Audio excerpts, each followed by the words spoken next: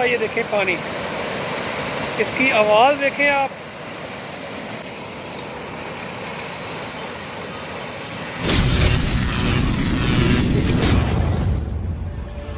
अस्सलाम वालेकुम जी दोस्तों, क्या हाल चाल है आप लोगों के। मैं उम्मीद करता हूँ सब ठीक होंगे। तो दोस्तों ये है यहाँ पे, ये चिश्तिया शहर के पास ये फतेह नहर है और इसका ये देखें पानी, इसकी आवाज़ देखें आप।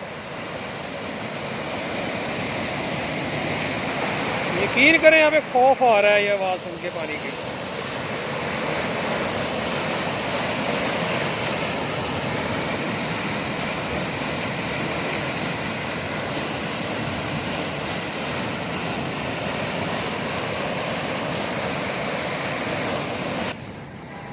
ये इस तरफ से जाता है पानी, ये देखें बहुत बड़ी नहर है यहाँ पे।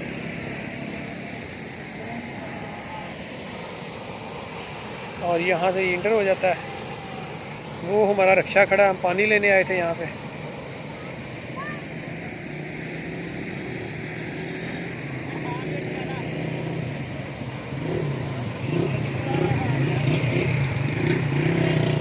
और इधर से पानी जाता है, ये चाल बनी हुई है यहाँ पे, ये देखें। और यहाँ से फिर ये पुल आ गया आगे और किधर से पानी आता है, देखें कितना खौफनाक मंजर है यहाँ का। यकीन करे खौफ आ रहा है, इसकी आवाज़ सुन के खौफ आ रहा है।